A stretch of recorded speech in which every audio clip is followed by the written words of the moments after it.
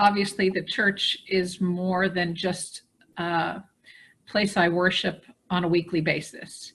And there's a lot that goes into making that happen. But more importantly, I've learned to listen. I've learned to listen for God to help me in a very different way. He made me unique. He gave me, bestowed upon me the gifts that I have, the abilities, the skills that I have. And it just took everything to another level. My prayers for the church changed, expanded in many ways. And the fellowship that I experienced was, again, beyond worship, working side by side, hand in hand, sometimes on just standard things and sometimes on more challenging visions for the church as a whole and what we need to do to be effective and sustain ourselves going forward. Learned probably the most is that that God's strength really just shows itself in a lot of different ways. There's so many challenges that leadership is tasked with solving, addressing, comprising a plan to work out, and you just think to yourself, God, how are we going to get through this when you're standing at 60 days before the end of the year and you think you're going to be running out of money, and all of a sudden it just shows up, or your senior pastor leaves and we have to get a new pastor in, and how does that work, and the staff turnover and all the different pieces and parts. Like Jim said, it's a business that has to run, but it's more than that. And what's great is that you can lean on your faith and God and the strength that He gives you to do amazing things that you never thought were possible before. So that's what I learned the most out of leadership. You find amazing, massive amount of talent that is inside this congregation, and then you find out that as you reach out to the wider church community, that is those outside this particular congregation, but in the conference, in the district, that sort of stuff, there's so much more out there that's available, and there's so much energy in being a church, if you will, and keeping this one and the church as a whole going, if you will.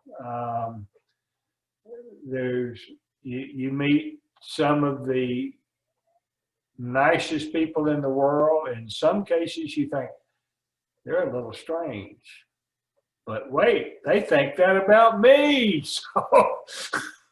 So we're all God's children wherever we are, whatever we believe outside the faith, if you will. So we're all God's children. Leadership in the church is just about being faithful to what has been entrusted to us for just a short time, because we are part of the whole, and we're, as long as you're faithful and you're prayerful and you're listening, it just requires so much courage and so little expectation to be a part of the church that you just have to embrace it all. So let's talk a little bit about what your prayers are for the church in 2021 as you kind of think through what the legacy you hope perhaps you've left, or what you hope the future might look like for the leadership that will continue. What would you say your prayer is for 2021 for the church?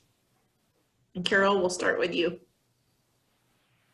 My prayer for Flower Mound United Methodist Church for 2021 is that we remain resilient and we do it together, because together we'll move forward through anything.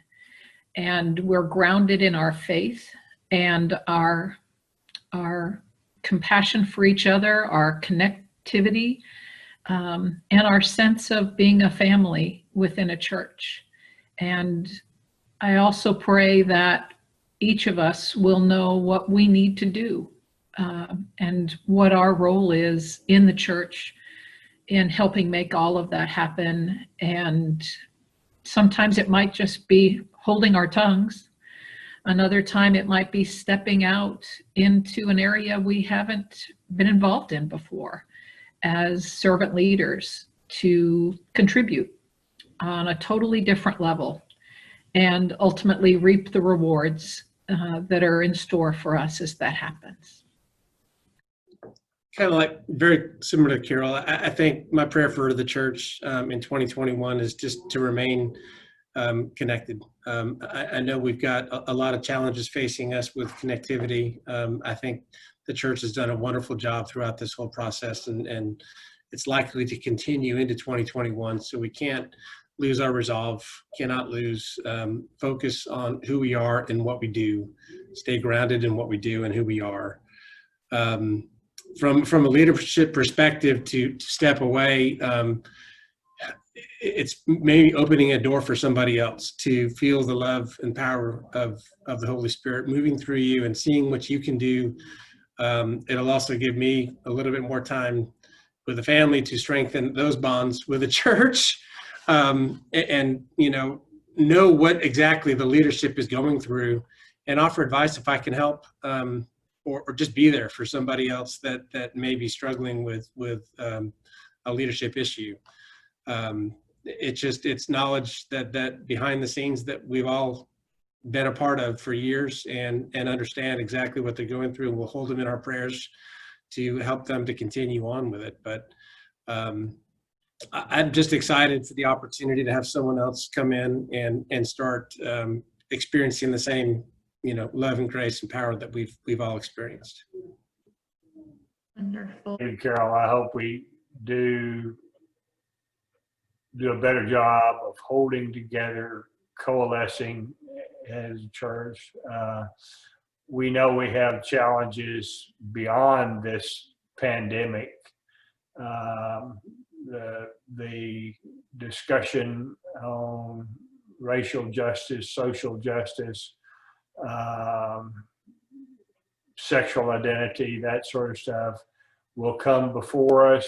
But at the same time, everybody is going to have a different opinion one way or the other, and they're entitled to those, certainly.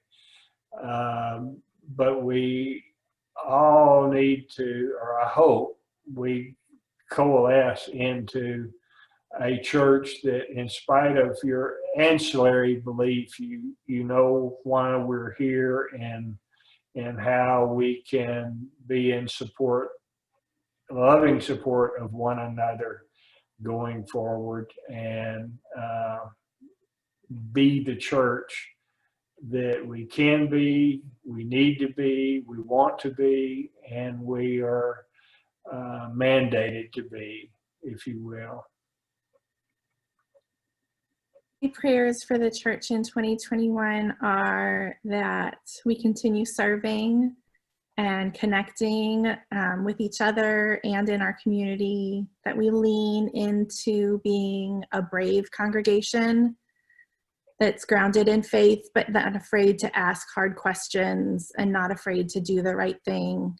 And that through that process, everyone realizes that